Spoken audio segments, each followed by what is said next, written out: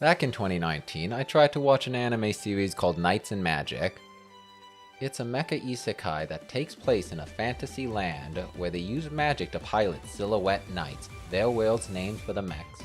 I learned about this show from my brother around the same time I was getting into Gundam Universal Century, and I wanted to give a new mecha series a try.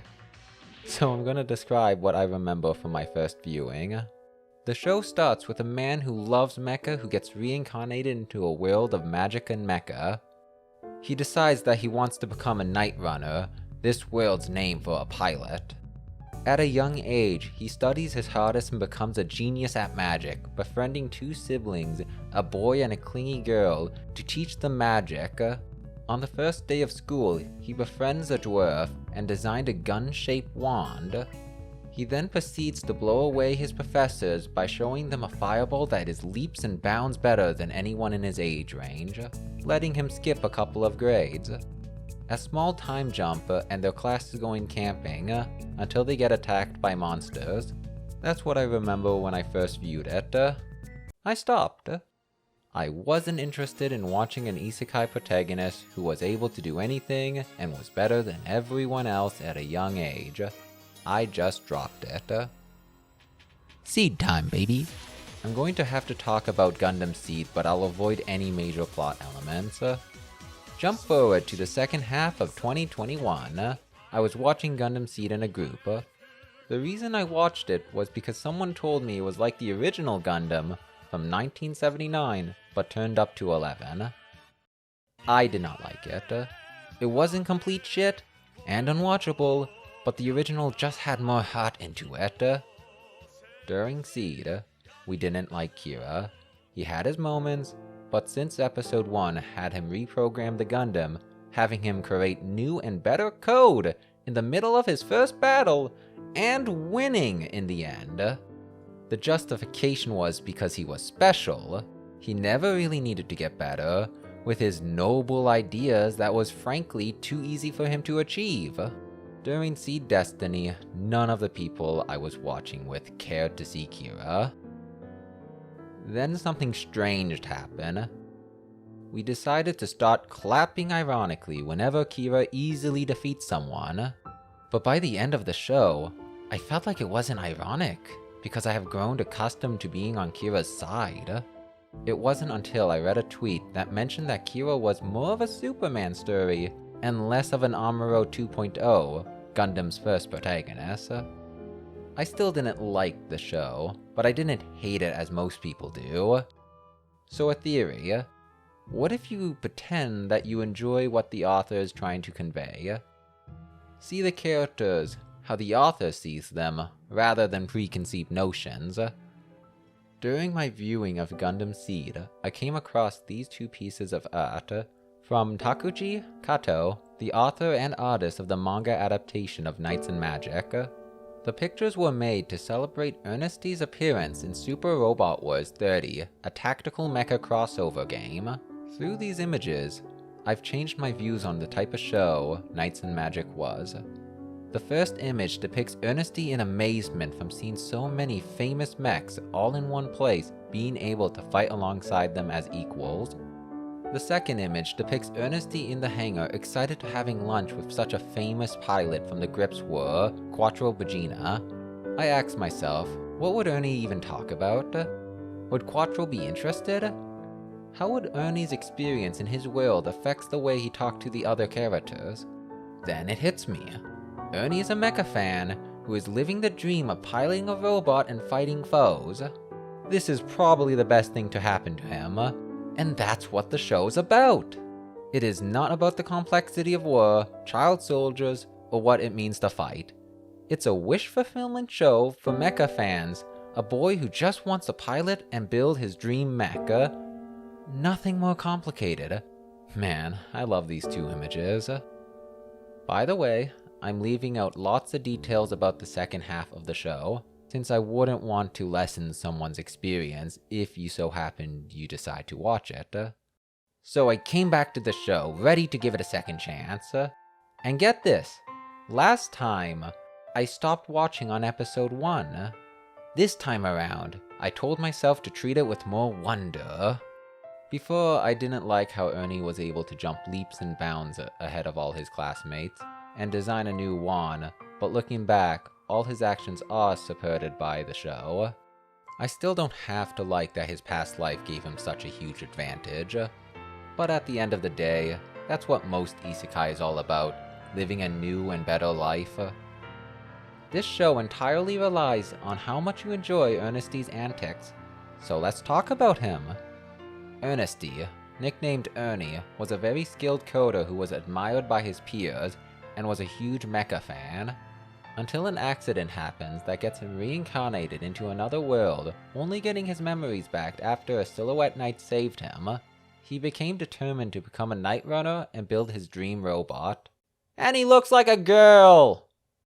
He was born in a rich and noble family. His past coding skills helped him learn magic with ease, letting him move up in the world at incredible speed. He's a starry-eyed boy who gets amazed at anything robot. You can really see the whimsical love of robots when most of his friends doesn't get the hype. Kind of relatable. After displaying his talent for magic and piloting by defeating a kaiju, he earned the freedom to build whatever he wants within the framework of a pre-made Silhouette brain at his new workshop. After that, Ernie finds a challenge and rises to the occasion with unique ideas for Silhouette design. His new world is under the idea that tradition must be followed in design. For example, the idea of using giant wands. Ernie becomes a foil to this tradition by creating abnormal robots, like robots with back-mounted wands, and creating a new way to use the magical crystal fiber. There are more interesting ideas, but I don't want to say them. The show relies on you to be excited to see what Ernie will build next. The show does try its best with the trial and error process, but I think because of the 13 episodes, it's hard to keep track of how long they really worked on fixing the issues, like power drain or stability. Ernie's view on the world is framed as a person watching a show. He doesn't care about wealth, fame, or power. He just wants to continue his passion for creating stylish robots and seeing them do battle. And as long as you don't stop him, he'll be glad to work for you. What helped me get through this show was the change of perspective I had with Ernie. He's no longer a typical excited, overpowered protag. He's an excited, overpowered, mecha enthusiast protag. Watching Ernie design and pilot with the wonder of a kid is really just fun. Only in the second half of the show does Ernie really has a rival who has conflicting ideas on how to design weapons. It's cool to see someone whose mind is on the same level as his. Having someone Ernie can learn from who fights differently made me the most engaged because he wasn't always on top, and the character was a delight to watch. Half of the reason I want to see a season 2 is to see him and Ernie interact again. I don't have much to say about the world or characters, I can't even remember their names, but I can still talk about them? I'll talk about my least favorite side character to my favorite. The main girl is the worst. Never adds anything to the conversation, and her only personality is liking and clinging to Ernie. I have no idea why she is in the credits, acting all impertinent. Even if other characters are bland as rocks, at least their entire existence isn't just one guy. The dwarves exist. Fun to see on screen. We have the bland brother of that girl, who isn't really interesting, but has some interesting moments in the second half. The 3 older Night Runners are fine, usually used to fill out the battlefield. We got the leader, who is hesitant to change, the confident woman, and last, the one that went through a character arc. These are the core group that expands slightly later on. Most of the antagonists are fine, but nothing too special. Here's a tangent I want to get off my chest. There are things called Silhouette Gears that are man-sized robots that are able to be piloted. Throughout the entire runtime of the show, they haven't been shown to lose. I think it's a problem since the 2 siblings were able to fight off a Silhouette Knight while messing up a bunch. This puts into question their extreme effectiveness. I think they should have made Silhouette Gears feel more like a suicide mission every time they go up against a Silhouette Knight. But the show doesn't really explore Silhouette Gear in combat very much, so who cares? I'm not sure what this video was about. Is it a Knights and Magic review? A theory on how to enjoy anime?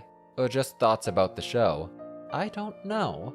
Overall, I came to like Ernie, and can stand most of the cast at the end. Yeah, it has problems, but once I realized it's about a boy with a dream, changing my perspective from expecting a more serious story to a whimsical and fun one, it helped me get enjoyment in the end. Even though I think the show is a 4 out of 10 because of the plot and the pacing with the lacking cast most of the time, still, I wouldn't mind another season. I'm somewhat invested. I really want to know how Ernie's rival will strike back. The anime is soon 5 years old. Who knows what will happen? Also, the opening slaps, and the last episode has 2 Gundam references that made me smile. Remember the 2 images I talked about? Those 2? There's another reason I like them. It depicts a new character making a splash and being recognized. I like to imagine that the creator themselves are big fans of all things mecha, and had their dreams come true to see their character going places. I can see a little bit of myself that wants to make things that last, and people cares about, and if Knights and Magic can go the distance, maybe I can one day. Okay, back to hating on Isekai. I wonder what I should watch next. Maybe I should watch Battle of Dumbine. It looks pretty good, a fantasy mecha. Thanks for watching. Subscribe and follow me on social media with the link in the description, where I mostly just post my art.